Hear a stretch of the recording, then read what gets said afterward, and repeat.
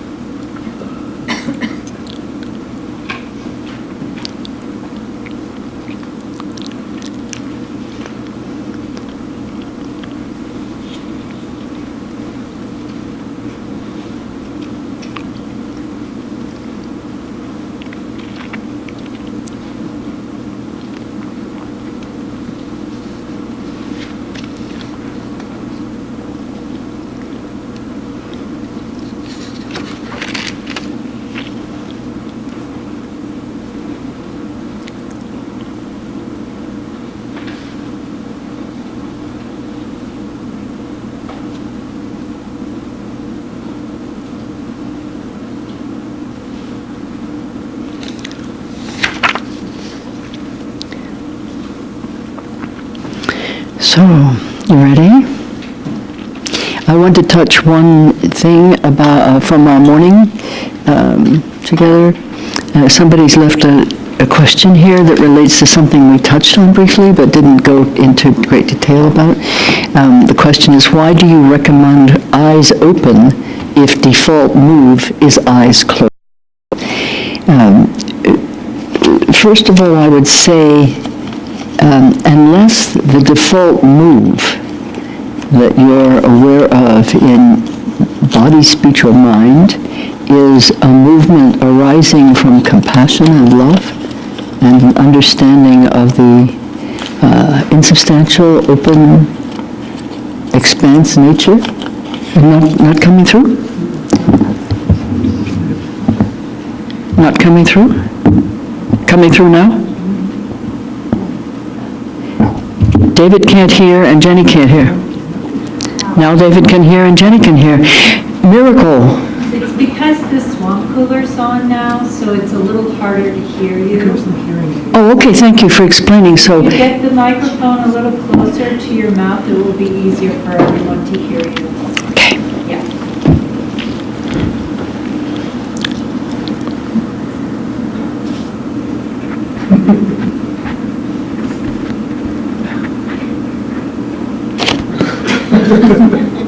Nice try.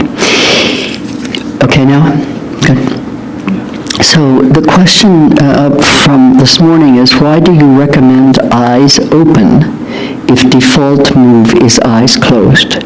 Speaking of how we work with the inner attention, yes?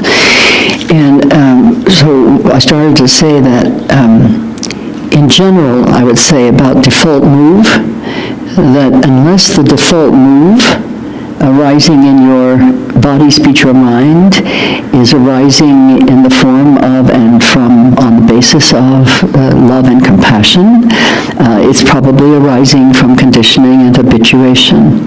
So in principle, whatever the default move is, if it's not bodhicitta, question it and don't follow the default until you have ascertained that it's of benefit, that it's in accord with your purpose, and is of the nature of love and compassion.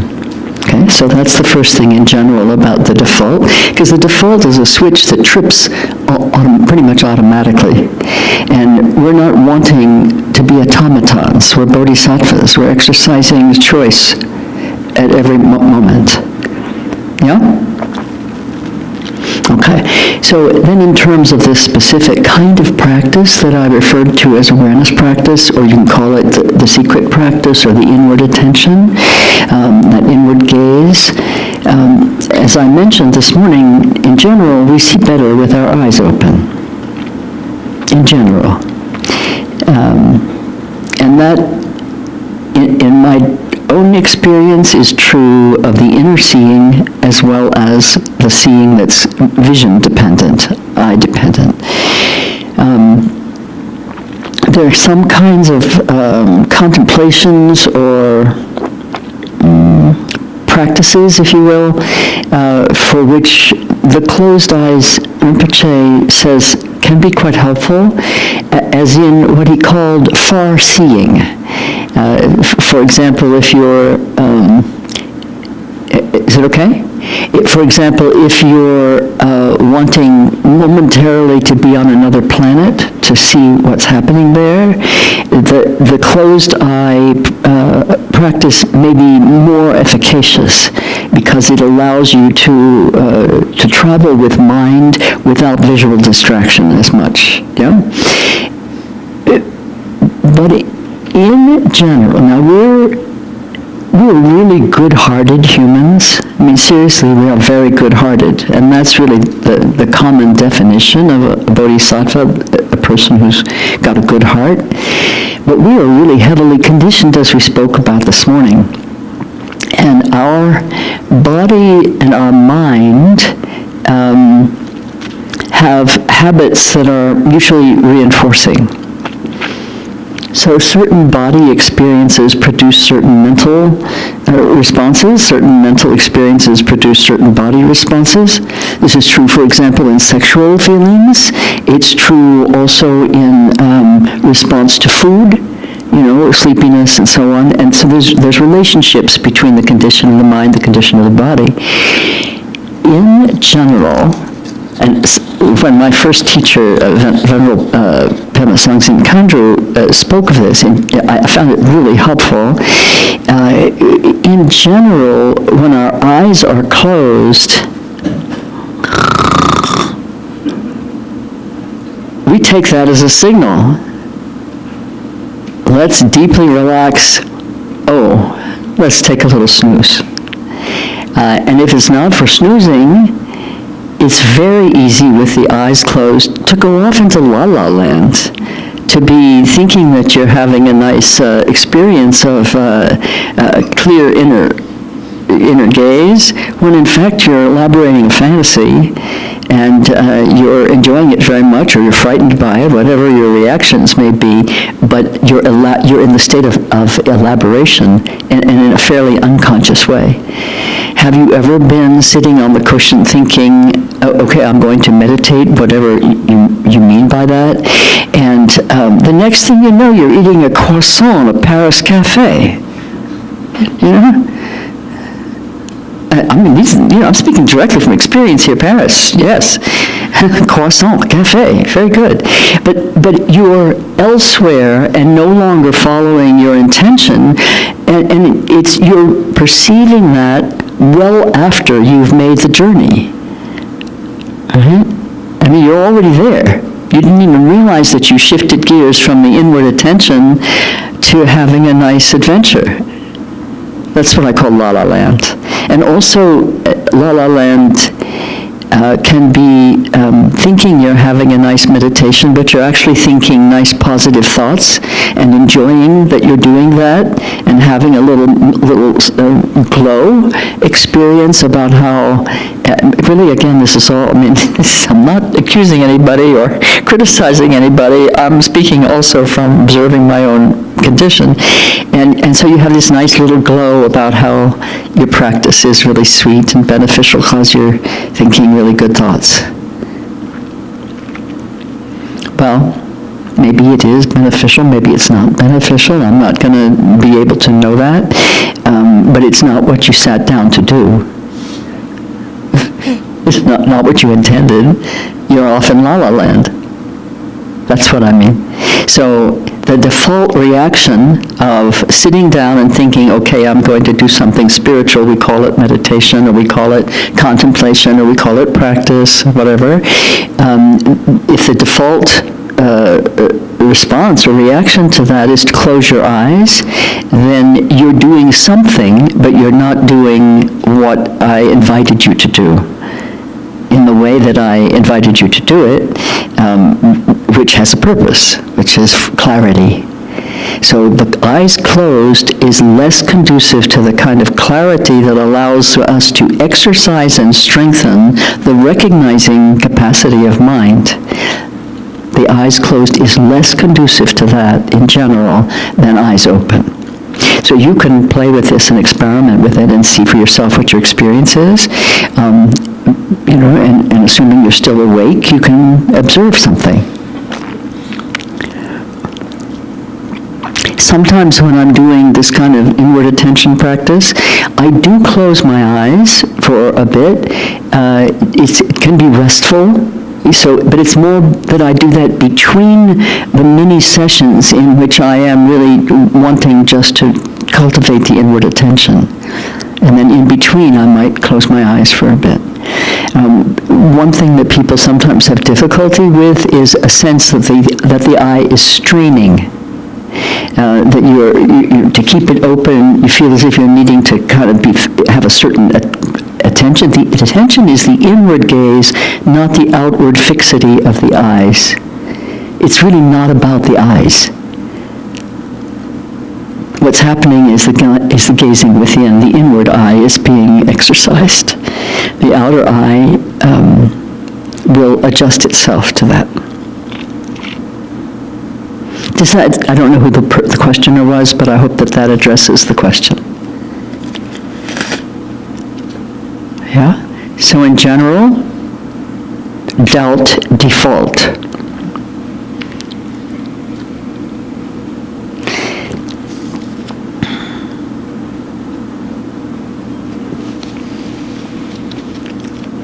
So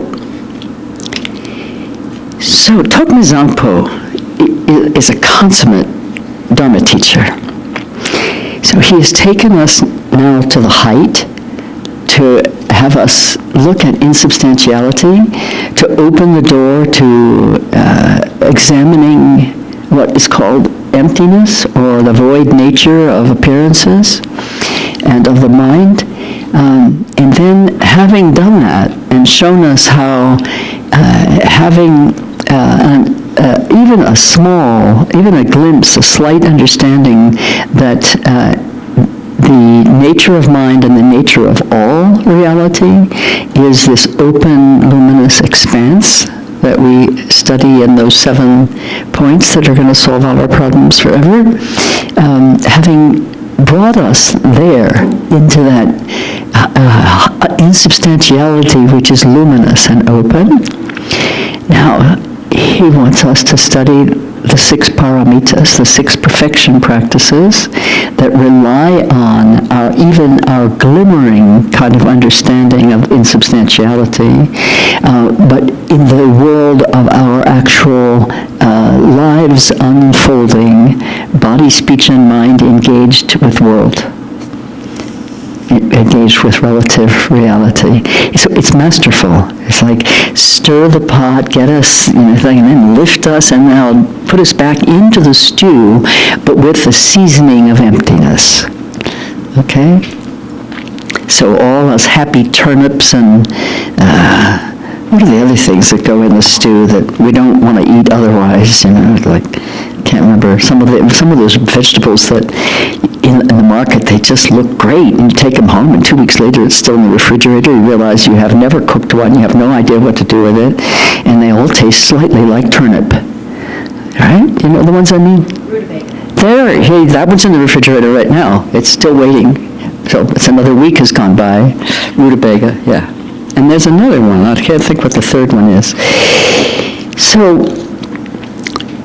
the 6 perfection practices called paramita in Tibetan, or maybe it's Sanskrit, no doubt, refer to the transcendent nature of practices that we know in our ordinary lives, such as generosity, patience, ethics,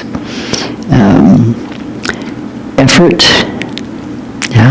relaxation, concentration. We know these activities as ordinary activities.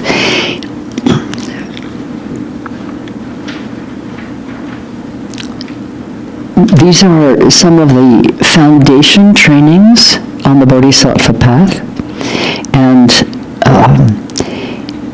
they are set apart from their normal relative reality counterparts by our understanding them as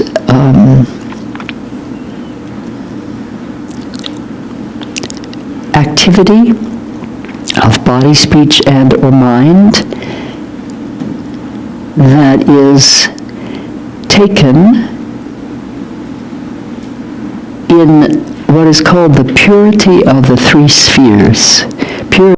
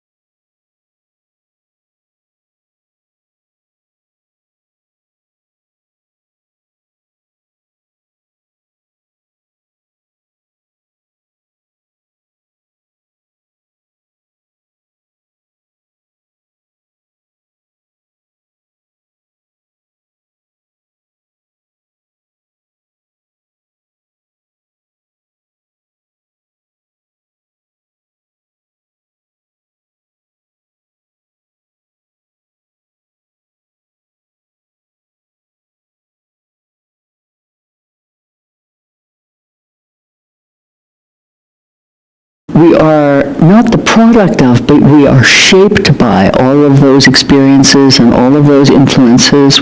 In other words, we are a conditioned composite of bodily elements that create a human body and allow it to move and breathe and act and so on. And all of that is very temporary. There is no here. Do you understand what I'm saying? Because this is all based on what we've talked about already. So there's nothing inherently existent here. There's an appearance that's temporary in this world. And same here with faithful attendant. There's an appearance temporary in this world. And changing even as we watch, changing. I have more wrinkles today than I had yesterday, and maybe even more this afternoon than this morning. Who knows? I love them all. And then then there's the act of giving. Now, he's going to give the blueberry to me, okay? So there's the act of giving. How could two composites that have no inherent existence, how could the action between those two composite entities, highly temporary, how could that be something that itself has inherent existence? Two emptinesses passing back and forth, an emptiness, the act itself is empty. Meaning, not meaning that it didn't take place, it means that it didn't take place with the objectively ascertainable actual existence that we attribute to it. And we've talked about all this already. So this is an example, though, of what is meant by the purity of the three spheres, and all the actions that are referred to as paramitas are referred to as the transcendent virtues, the perfection practices, because they are carried out by the Bodhisattva with knowledge of their insubstantiality, of their void nature, essentially. That doesn't mean mastery of that perception and understanding. It doesn't mean that mastery. It means a recognition that that is an actual description of the true nature of actor, object, and action. The true nature is the same as the true nature of mind, open, luminous, expanse. This is not cognitively too available to us, but the cognition needs to be in place in order to practice on it in that perspective as we undo the knots in our consciousness that prevent us from being able to see directly things in their natural state. So it doesn't rely on mastery, it relies on willingness to suspend disbelief. And not to replace disbelief with belief, but to experiment with your mind and with your perception as you familiarize yourself with and become friendly with this concept of insubstantiality, which the Dharma teaches so beautifully, so radiantly. Is the reflection, really, of the true nature of reality. Okay? I'm not trying to hypnotize you here. I know we're post-lunch, but I want to speak of this in this careful, measured way, because it's very easy for us, because we are good-hearted beings who want to perfect the Bodhisattva training so that we truly are able to be of benefit to beings. Because of that, when there's something that we don't understand that we're told is the true nature of reality and we don't understand it, we can feel very sad.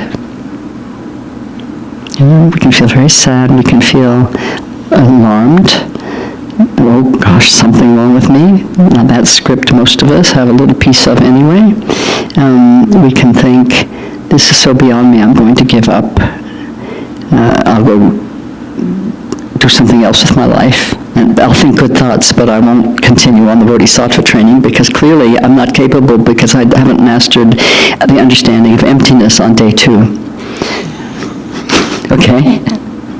So patience is one of the paramita practices, and we will practice patience with ourselves. Okay?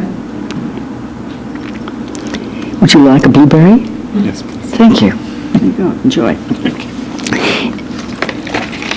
There's something I want to read to you about this, if I can find it. Hold on just a second.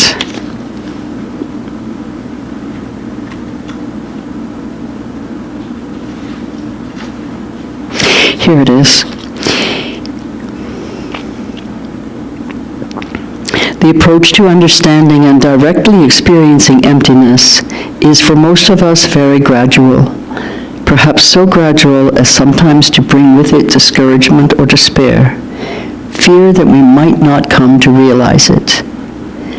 This heart of wisdom, the Absolute itself, might I fail to realize this? This is in the section on patience, by the way. This is fear arising from doubt. It can also be accompanied by shame. And remember what Milarepa said about that. So I personally have known these emotions and held them as a secret sorrow over many years, born only with the patience of aspiration and the armor of faith. So I want to say this to you. Seriously, this is me talking to you in my book, but right now in person. Please recognize that this heartache of self-doubt is arising not from incapacity, but from your profound longing, a divine impatience that can sear like fire. However inchoate, it is arising from your urgent desire for the liberation of yourself and others. This divine impatience is arising from your urgent desire for the liberation of yourself and others. It is of compassionate love, not of anger, and instead of destroying your good qualities, increases them when held in patient humility and faith. You will recognize it in the mounting warmth of bodhicitta and in the eager, joyful commitment and effort it arouses in you. In this condition of mind, over and over again, we allow doubt to dissolve in longing, impatience to be lifted away by love for all. Let us take deep into our hearts these words of the great Dilgo Khyentse Rinpoche, calling us to the deep inner courage that it takes to be ready, out of compassion, to work over many eons for the sake of beings, and to face without any fear the highest truths of the teachings, that ultimately all phenomena are totally empty by nature, that emptiness is expressed as radiant clarity, that there is a Buddha nature, a self-existing primordial wisdom that is uncompounded, and an absolute truth beyond the reach of the intellect. Please take those words to heart.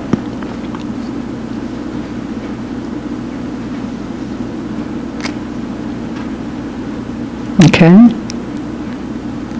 You don't have to believe it. Just put it in your heart. I will never ask somebody to believe something. Well, I might ask them, but I won't mean it the way we usually mean it. Believe me, that statement, I might say that, but I'm not recommending that you adopt a belief system or a belief that could fit into a system of beliefs. I am recommending that we take words of heartfelt Dharma teaching as points for reflection, contemplation, and practice. As the Buddha said, don't take the teaching and believe in it because I say it. Take it and practice and see what happens for you. Does it work for you? Do you wake up? Do you wake up? Yes? Okay. So let's talk about generosity.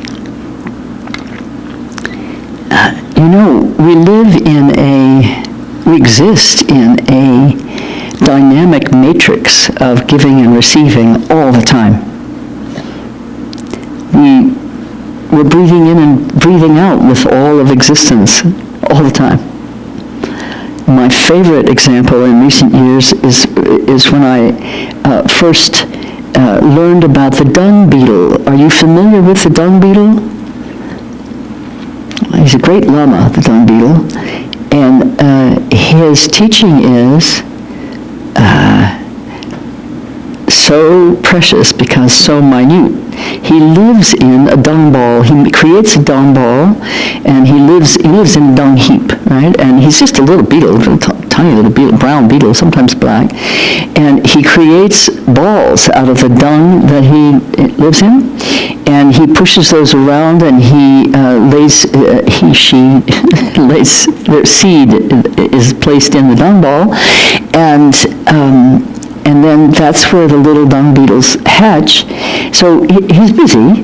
He is busy, and the material is dung, which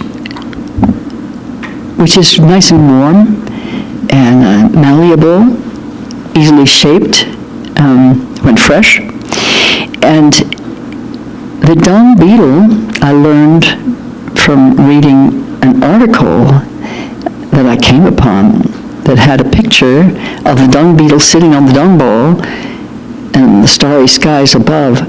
The dung beetle, the movements of the dung beetle and the patterns of the movements of the dung beetle are shaped by the stars.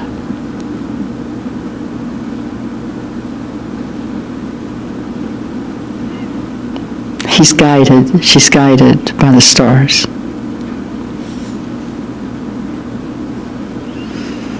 The heartbreaking beauty of that is beyond me. I just am so grateful to hear of such a luminescent truth, because as goes the dung beetle, so go we. The Aztecs have dances that are basically shaped by the patterns of the star formations in the skies. And when those dances are performed, sometimes with the inner eye, you can directly experience that patterning yourself. So you can be told, oh, their dances are the patterns of the stars, and you can think, oh, how beautiful, what a beautiful thought. And then in the ceremony where the power is very strong, you can see that. You can experience yourself how your movements might be also patterned by the patterns of the stars. The interdependence is the smallest level of the beetle in the dung and the grandest level of the human being in the star patterns. But both are working with the stars, which we think are out there, but somehow the relationship is with us too. I don't know how to express how heartbreakingly beautiful that is to me. But it's an example of this dynamic matrix of generosity, of mutually interpenetrating worlds, and of the giving and receiving that is the very condition of our existence. I'm breathing in what you have breathed out. And when I breathe out, you're breathing in what I've given. At every level this is happening. I remember in the 1950s, I think it was 1954, many of you will think that nobody could possibly have been alive that long ago, But in 1954, an atomic scientist came to the small Quaker boarding school I attended, and he gave a talk at what we called Vespers on Sunday evening. An inspiring talk was given, and here was this atomic scientist speaking, and I don't remember anything he said except this particular thing he said, which I've never forgotten. He said, absolutely everything is in relationship to everything else on this planet and in the universe. He said that the movement of a butterfly wing in China actually has an impact on what happens in our reality. It has an impact. The movement of a butterfly wing in China, everything affects everything else. Now we think that's a brilliant insight of, the Buddha Dharma, interdependence. But the Buddha Dharma is describing it, not inventing it. And this scientist, dealing with physical matter and physics, the dynamics of physical matter, had that to say. in 1954 to this little teenager. So that's what I mean by the dynamic matrix of giving and receiving that is the actual matrix of our existence. And every form of generosity that we practice is within that dynamic matrix. I think that's really important information for us. We're all participating constantly. Just by being alive, we are giving and receiving with all of existence. Just by being alive. The Bodhisattva participates in this dynamic nature of existence intentionally and consciously.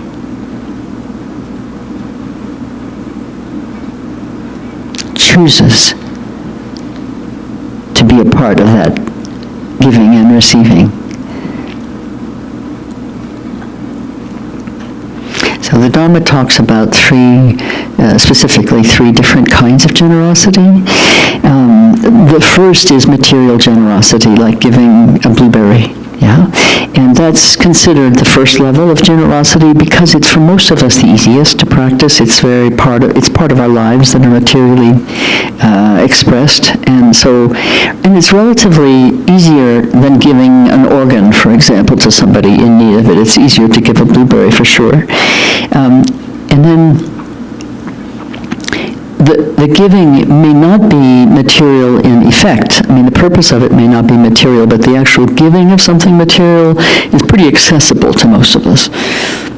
And it can have the purpose, however, of benefiting someone's life. Like you might give somebody an inheritance, or you might, give your kid a car or something. That's just for the benefit of the other. So the purpose doesn't have to be a material purpose. It may be for the happiness of the one to whom you're giving. But the object is material. And my first Lama gave a wonderful description of how for even those generosity-challenged people for whom material giving is very difficult, he gave a wonderful exercise to help us loosen up so that it's easier for us to give, and material giving being the easiest. If we can loosen up there, maybe some of the other levels of giving become more accessible. So he took a penny in his hand, and he said, just give and receive. One hand to the other. I'm not going to refuse to give a penny from my right hand to my left hand unless I'm nuts, right? Or unless I am allergic. Who knows? Anyway, stop talking, Barbara. So that was a very good example because some people are deeply challenged in the generosity field, and that's a good exercise. Sometimes muscle memory will wake up the mind. Yeah. Oh yes, I know how to give. I know how to receive. And both elements are very important. The next level of giving is referring to giving freedom from fear. Giving freedom from fear. We saw a very sweet example of that just a little bit ago when two of our friends rescued the gecko from between the window and the screen. The gecko was going to die there, trapped, because no food, no water, and sun.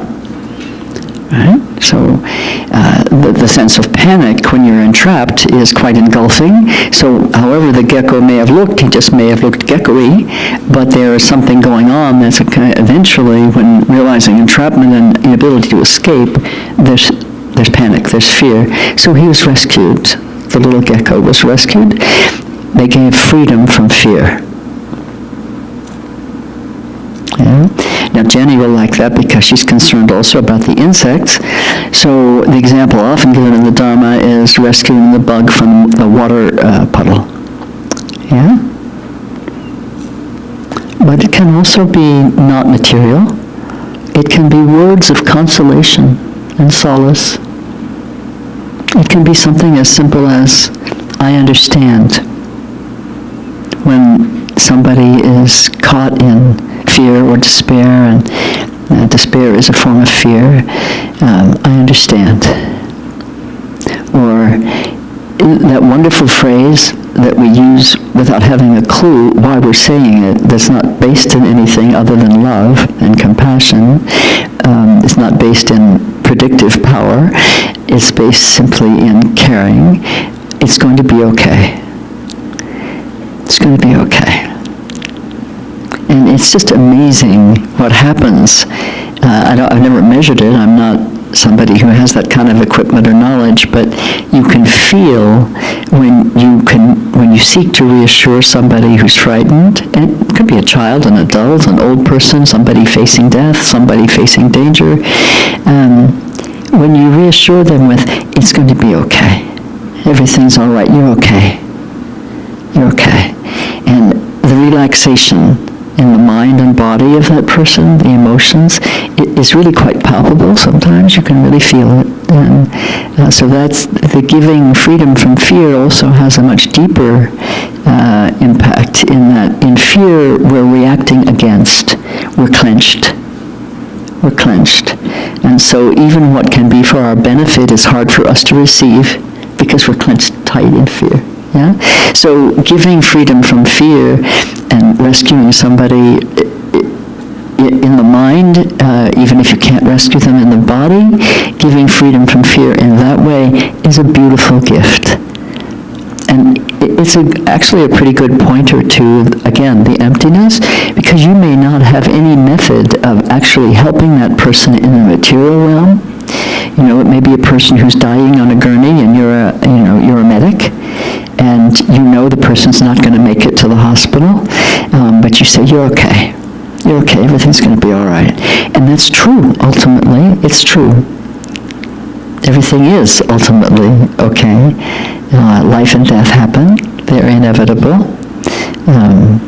But the relaxation of the mind allows love to be received and allows the benefit to flow. Yes, does that make sense? In your own personal experience? You have some experience of this? Yeah. The third level of Dharma giving is called giving Dharma. And remember that one of the meanings of the word Dharma, of course, is Buddha Dharma, the teachings of the Buddhist tradition, teachings that come from the Buddha. But another more universal meaning of the word Dharma is truth. So in that sense, we all have Dharma to give. It's not limited to teachers. You know, we all have Dharma to share with one another. Whatever has benefited you can be giving a Dharma gift for another. Your experience has great wisdom potential when given in order to benefit others.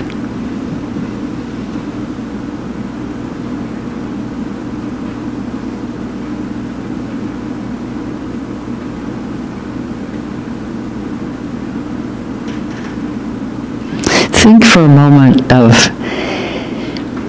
something someone has said to you in your life, in this lifetime, that wasn't a religious or spiritual teaching, but was something from their life experience that they shared with you in the midst of a life experience of yours in which you needed something of guidance or reassurance or inspiration. Just let your mind float back to something of that nature that you've received. And remember what it was like for you to receive that and how it has benefited you in this lifetime.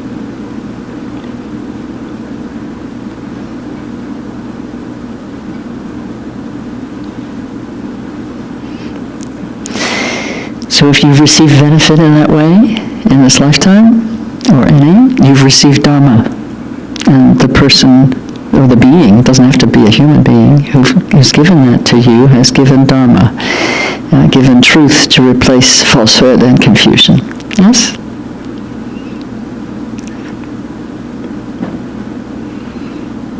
I find these teachings very tender and beautiful.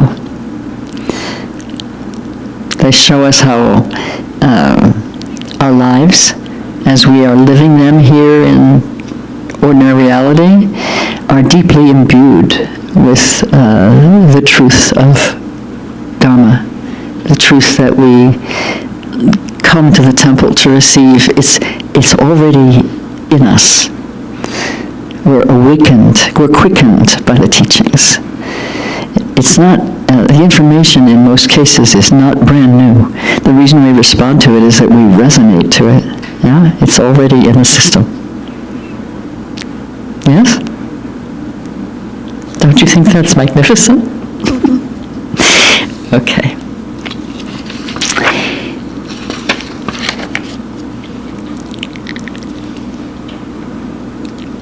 Giving freely with love and compassion for all, without attachment to outcome, and recalling emptiness and interbeing is generosity paramita.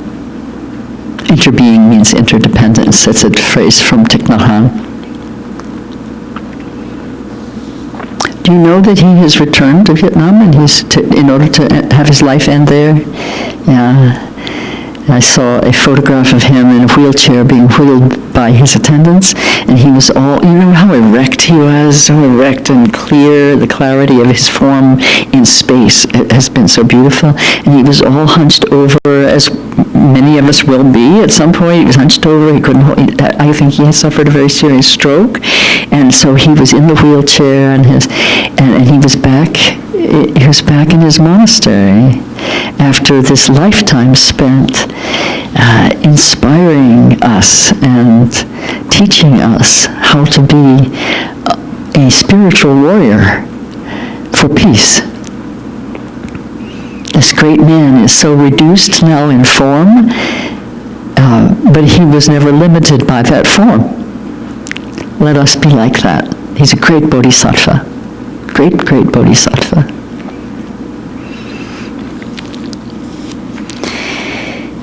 So let us happily move to moral discipline, ethics. Oh, I didn't give you this. Here's another handout. Oh, this one's great. This is very detailed. This will give you clear instructions.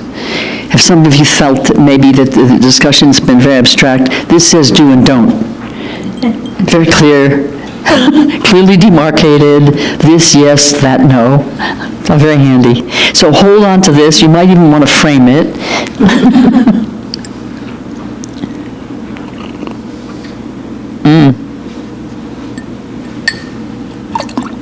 Excuse me. I'm not sure there wasn't strawberry flavor in that water. Excuse me for spitting out my water.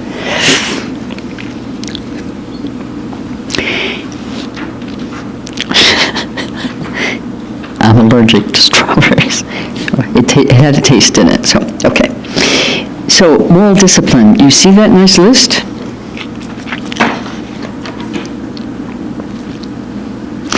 Ethical discipline can, in a general sense, be described as refraining from negative actions that cause harm, practicing positive actions that benefit, and fulfilling the ultimate purpose of beings. What is the ultimate purpose of beings? Love? Love is a purpose? Maybe it is, maybe it isn't. I don't know. In your mind it came up that way, didn't it? That the purpose of love is a purpose, yeah. Well, I want to respond to that. Love is actually the ground, the path, and the fruit. So it's the basis, it's the motivation and the activity of the path, and it's the ultimate expression. So purpose is good enough for me. Is it good enough for you? Okay then. What was the original question? I got so caught up in love as the path. What was the question? The ultimate purpose. What was the ultimate purpose of being? Oh, the ultimate purpose of beings.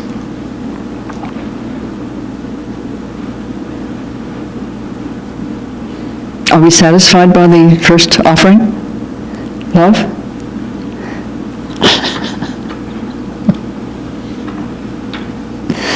I think I don't want to do all the work here. Come on. To love. The ultimate purpose is to love. That's one perspective. Anybody else? To awaken. To awaken? Are we sleeping? Just about. What? Just about. To awaken to our true nature. To awaken to our true nature. Why? To alleviate suffering. Whose? Everyone's. Huh? Everyone's. One's own purpose and the purpose of all beings, same. It's referred to as the two purposes, the liberation of self and others from ignorance and suffering, and their establishment in truth. Yeah? It's referred to as the two purposes, usually in capital letters. The one purpose of self and others. It's the two that is not two, it's one. So, did you have a chance to glance at the list of the 10 non-virtuous and 10 virtuous? Anything left out there, do you think?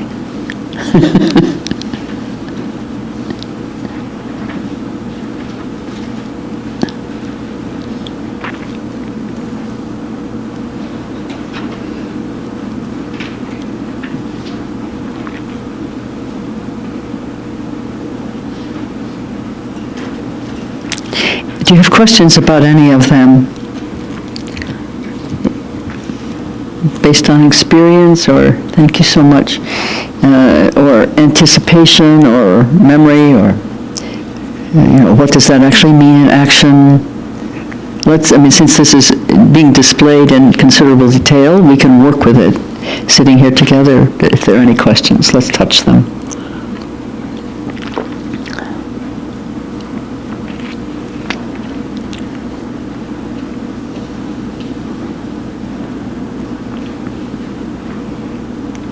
Jenny, you see under the body, number 1, what we spoke of yesterday, just being alive means we're constantly killing beings, but to kill on purpose with selfish motive is a heavy non-virtue.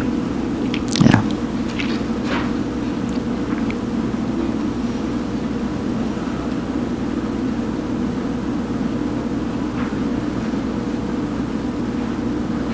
And note that the meaning of sexual misconduct, the general statement causing harm through sexual behavior, but the emphasis is placed here on the behavior of a sexual nature that damages the relationship commitments and bonds of other people.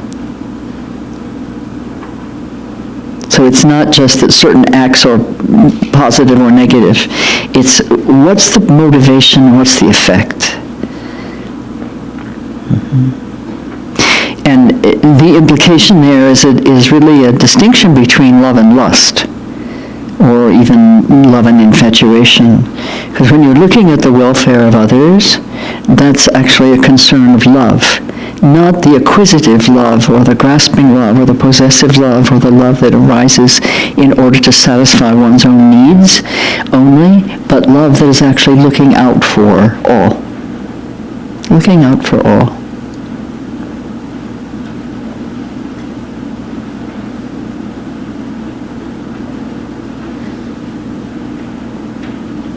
And under speech, divisive speech. This is in the Buddha Dharma considered one of the heavy negative actions, sometimes referred to as creating schism in the Sangha, creating division that makes people fall away from their good relations with others.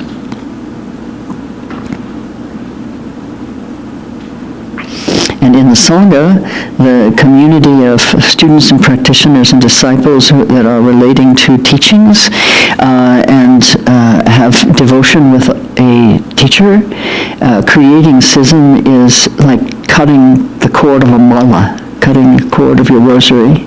The beads will all fall off, and not only will they fall off from each other, they'll fall away from the guru bead. The bead, this bead, it's called the guru bead, and as the mala string is cut and the other beads fall away. They're falling away, not just in internal division in the Sangha, but falling away from the Guru.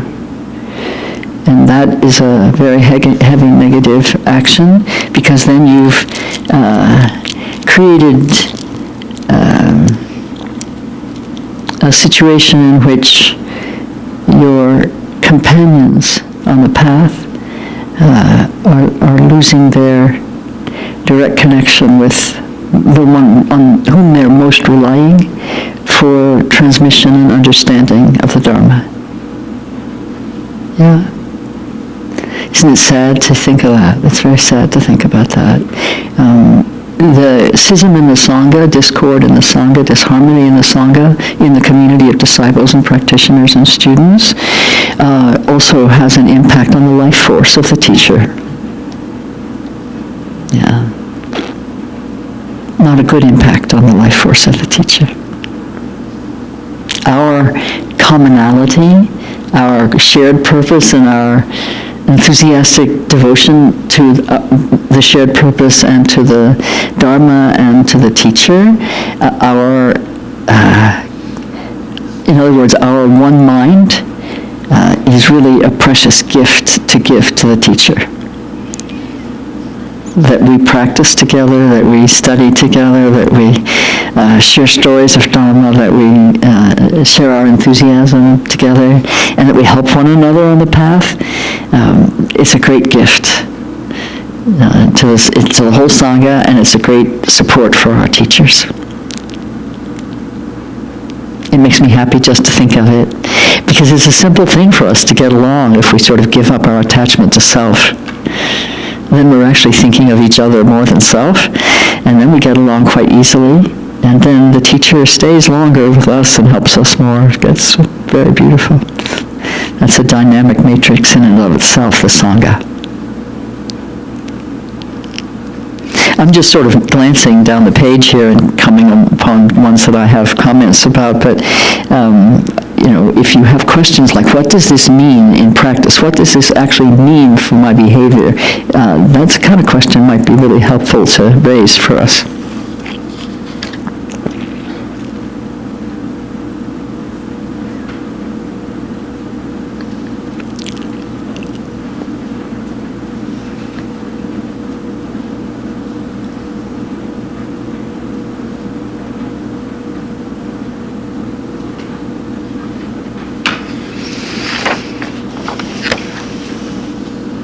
So it seems as if it must be quite clear. His hands went up. Evidently not. Okay, Eric. Wrong views. Which one are you looking at? Mind? This is the mind. Number 3. Issue, wrong views. Last one. Wrong views arising from ignorance of the nature of reality, especially in relation to karma. So what's your question about that? The question is, in day-to-day life, in practical terms, what's an example of wrong view versus not?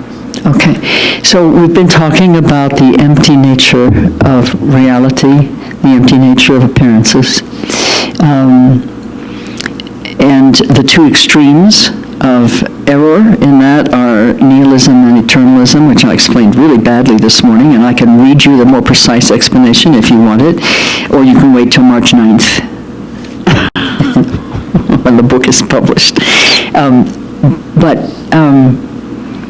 if you receive teaching like what we have been talking about today on emptiness as the nature of, the nature of reality, open, expansive, luminous, spacious, like space, and you take from that, everything's empty, so I can just do anything I want. It's total impunity. It's all empty, it means nothing, it matters not. I can do whatever I want. In other words, it's license. But the fact is actually completely the opposite of that. Anything that's in your mind is in your mind because you put it there. And since it's mind that directs behavior, the empty nature of mind and of appearances means that you are absolutely responsible for what you do, not the opposite.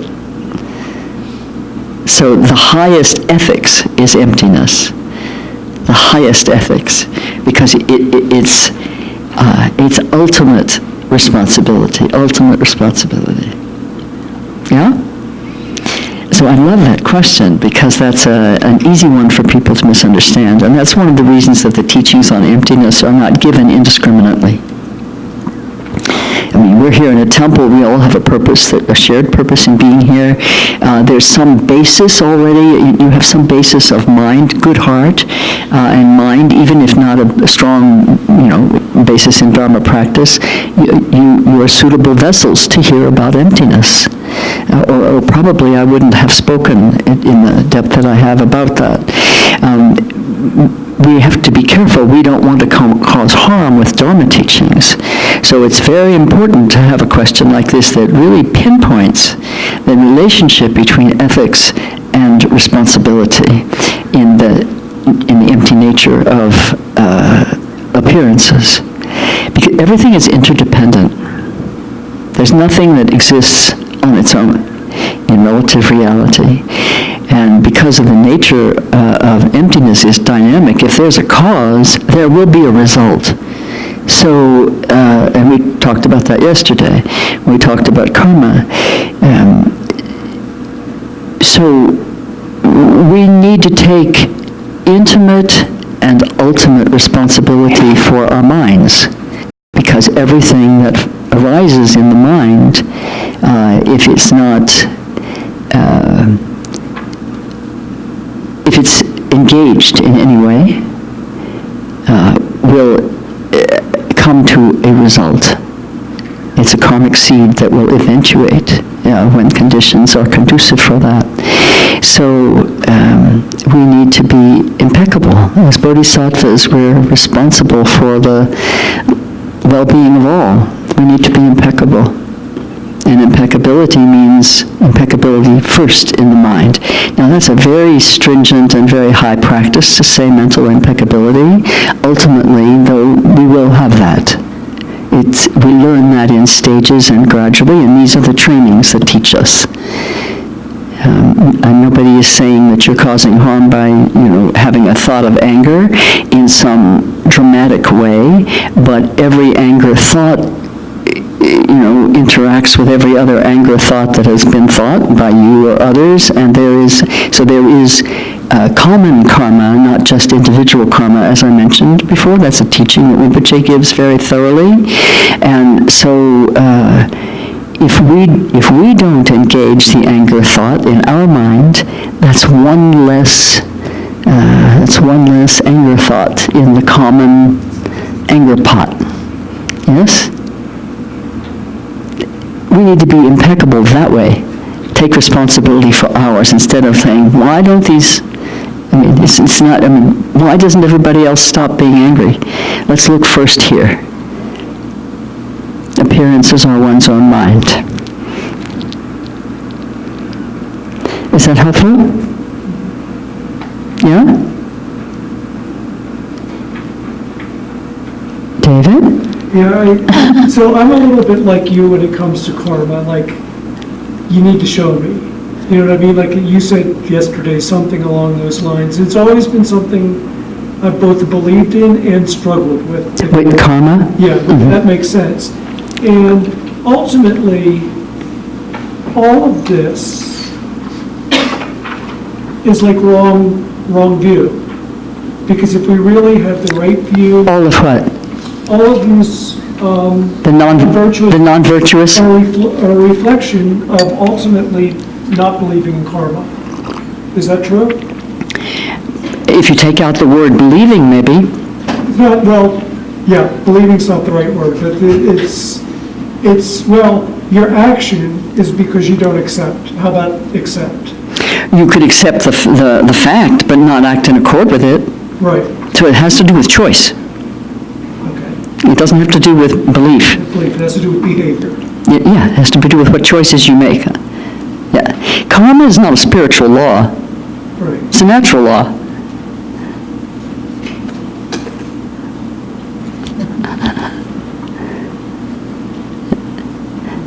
So when we talk about cause and effect, we're talking about, in relation to ourselves, we're talking about cause in the mind first, because our actions come from that, our speech too. So that's where we want to see what cause we're allowing to exist in the mind. And one of the functions of spiritual practice is to purify the negative causes. Now, purify in the Dharma, it doesn't mean there's something putrid going on or something, stinky or something. It's not like a greasy pot that we have to scrub. It's more like cleaning a window so we can see clearly what we're looking at, right? But the teaching in the Dharma that is so powerful about this is that there is no negativity so great that it cannot be purified by spiritual practice. That's a staggering claim. So my response to a staggering claim of that importance is to check it out. I'm not asking somebody to prove it or disprove it to me, and I'm not looking to believe it or not believe it, because really whether it's true or not is not at all affected by my belief in it, right? So, or my disbelief in it. If I'm going to check it out, I'm going to check it out in my mind, and in my mind as related to my behavior. So, scotch the word believe and check out your mind every day. Verse something. Hold on one moment. 36? 36, is it? 36. Yeah. Verse 36. In brief, wherever you are and whatever you are doing, always examine the state of your mind. We should have your underlined. Always examine the state of your mind. Act to accomplish the purpose of others through constant mindfulness and awareness. This is the way of a Bodhisattva. So when we adopt that practice and we cultivate the inward attention that allows us to see the contents and movements of our mind, we will see the thoughts and the arisings, let's call them, because sometimes they're emotions, or not a thought in the cognitive sense, but emotions or memories or sensations, whatever. That inward attention, as we cultivate that, becomes a very active, keen faculty of discernment, discrimination and discernment. You can see what is moving in the mind, what's arising. There is do you know what a bell curve is? It's shaped like this, like that, like an upside down, like a bell, And there are what is called the three moments in the life, birth, life, and death of a thought form or an arising in the mind.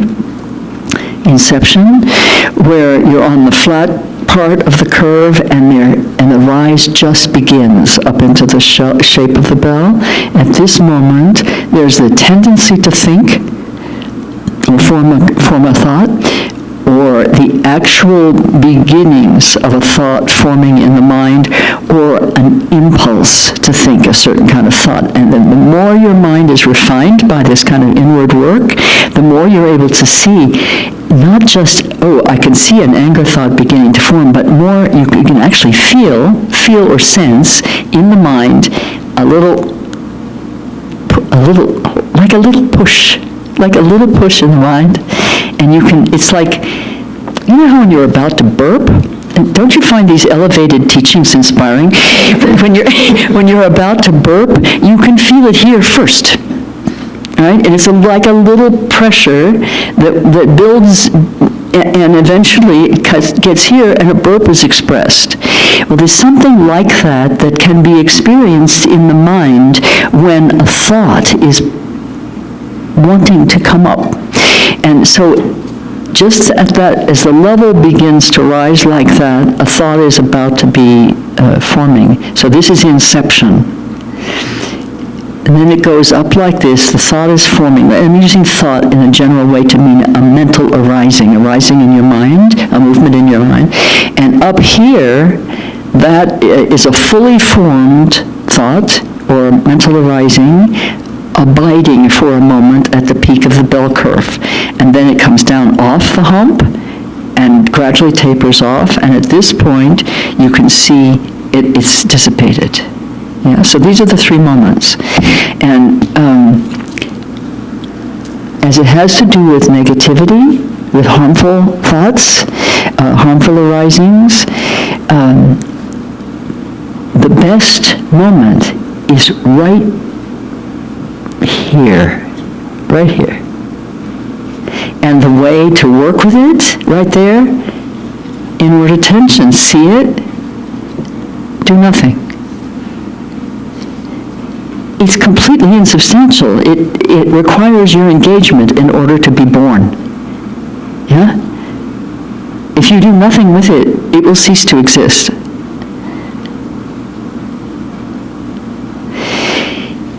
The next moment is anywhere on the rise. Same thing. Inward attention. Don't engage. Do nothing.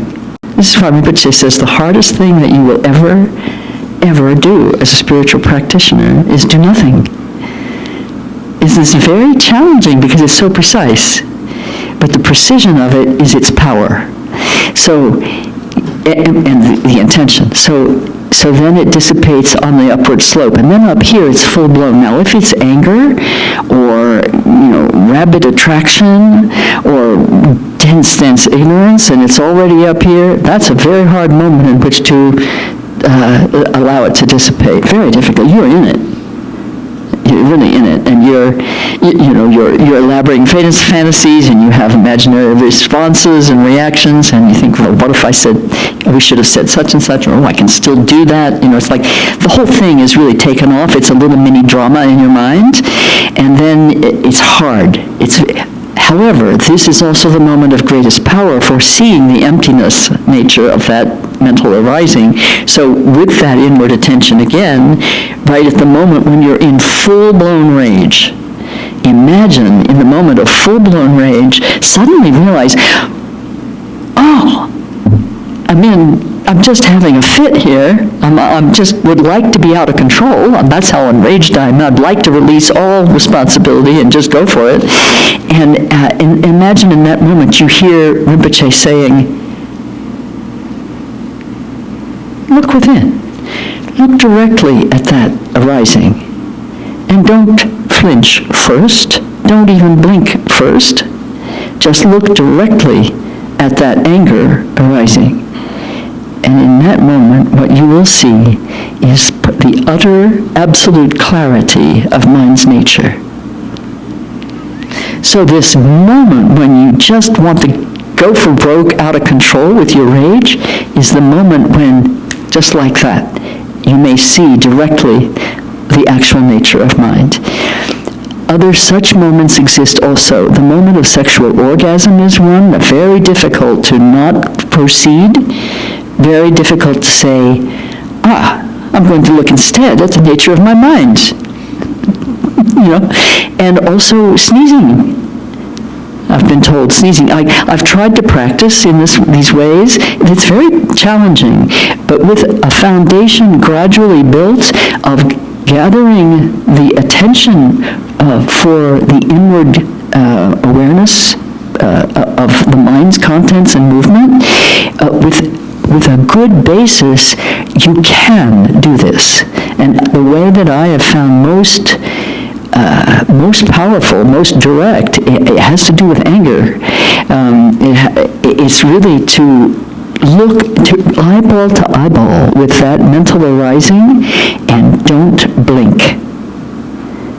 Don't blink.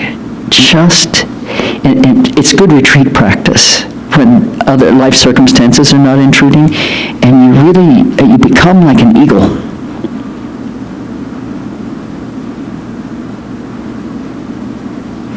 You straighten the spine, you arch the neck slightly, you look straight ahead, you're looking right at your own mind and the thought of anger and harm-doing that is arising in it.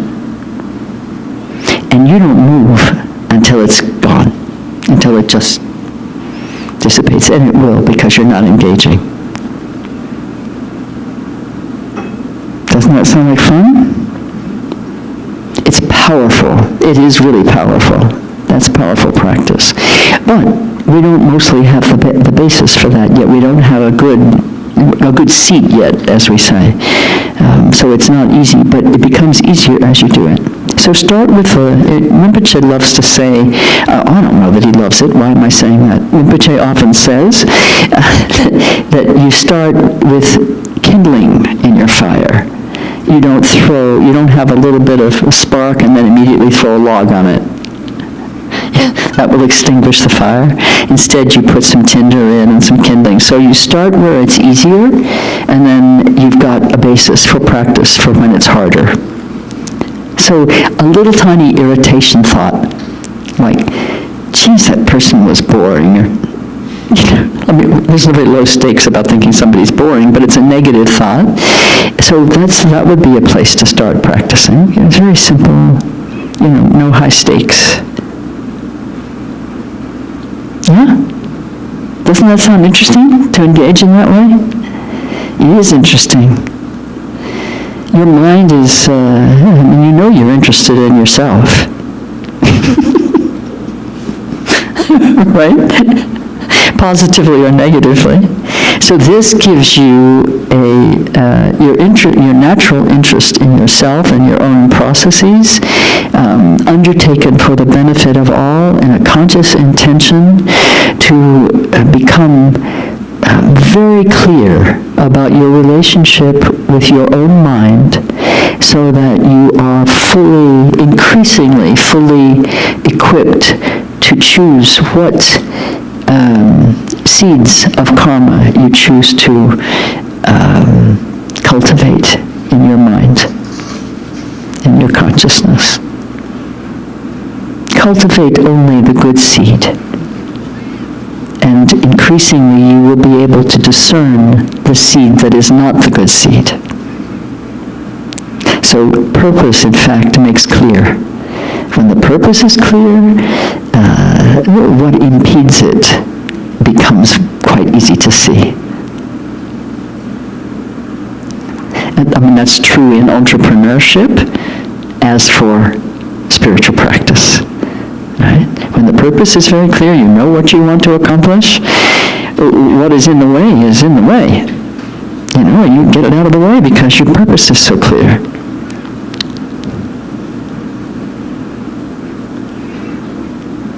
Yeah?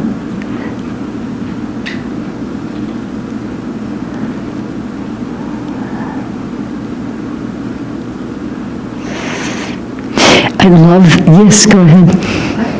I'm having a hard time with the thought of, with the bell curve, once you're up here. It's, as you said, it's so hard to then, once you're in that state.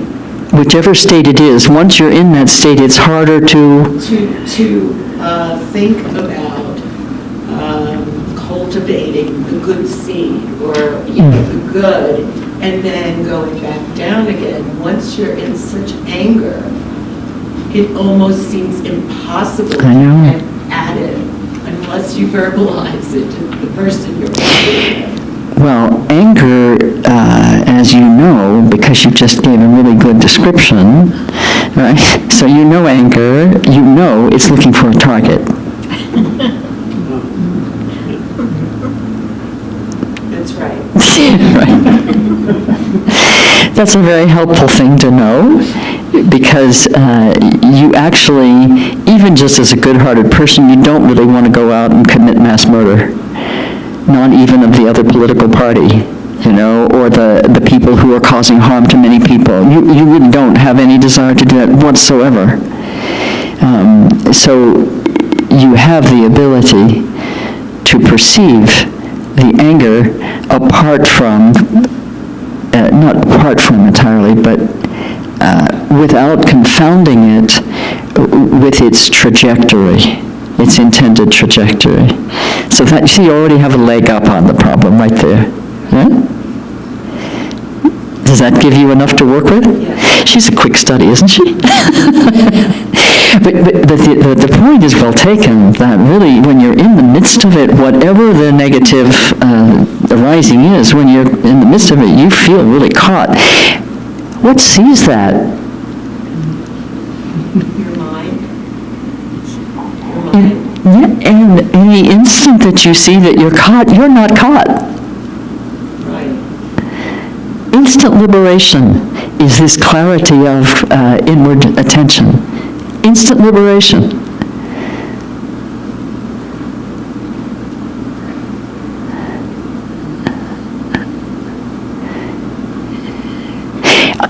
This makes me laugh with joy, actually, because it is so simple. That's not to say it's easy, but it's very simple. The mind is not an infinitely, and it doesn't have infinite capacity in the sense of being able to hold many thoughts at the same time. I have read, I'm not a brain scientist, but I have read that actually thoughts are one at a time. One at a time. So if you're thinking a thought about, harming your enemy, you're not thinking a thought about benefiting all sentient beings. And as soon as you see that you're thinking a thought about harming the enemy, what sees that is also what chooses whether to continue that or to shift. So that question, what sees that in the middle of your confusion, what sees that is like a key in a lock, unlocking the prison of your confusion for the moment. That door can slam shut again and lock again, but your choice is your power there. And sometimes I highly recommend mechanical action in Dharma practice. Not everything has to come from inspiration. Sometimes it can come from dogged determination, or it can come from desperation, or it can come from, well, Barbara said to do this. Since I've lost everything else that I knew, let me see if I can try that, And so in the middle of thinking the negative thought, suddenly you're aware of the directionality of that line of thinking and where it naturally would lead you into further anger and the self-justification that usually goes along with that. And that's like a morass. The instant you see that, you're not caught in it. What sees that is the liberator. It's the wisdom mind. You can immediately insert in a completely mechanical way, uninspired but just dogged, you can immediately insert, I vow to free from suffering all sentient beings.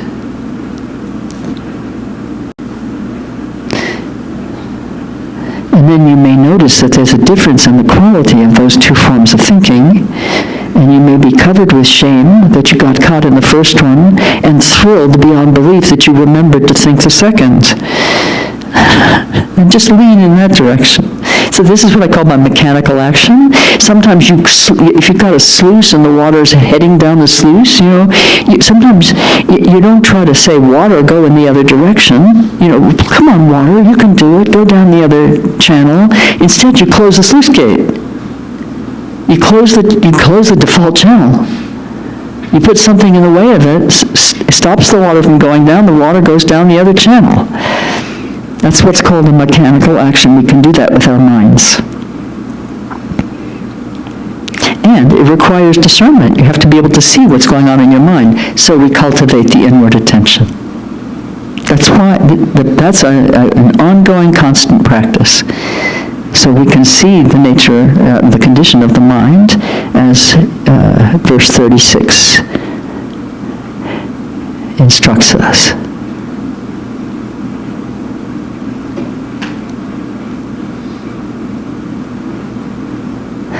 What do you think of this? This is empowering information. Yeah. This is practice on the ground. Yeah, that's why these are called foundational trainings for the Bodhisattva. It's not anything flowery and up here and abstract. It's, okay, this is how we actually do this path. This is how we actually train to become fully responsible for our minds, and therefore for our speech and our actions. This is how we train. And training is continuous. It doesn't mean constant in the sense that we never go eat a hamburger or, go to the opera. It's not what it means. It means that the mind that goes to eat a hamburger or goes to the opera has the capacity and the increasing willingness and therefore the increasing skill in recognizing its own condition and acting responsibly on that basis. Well, hallelujah, huh? About time somebody told us how to do this thing. This is the Dharma. It's impeccable, and it's powerful, it's potent. This is very potent, actionable information for us in our lives. Boots on the ground. Bodhisattva boots on the ground. That's what this is. Good? Ready for a break? Yeah? Good. We'll take a little break.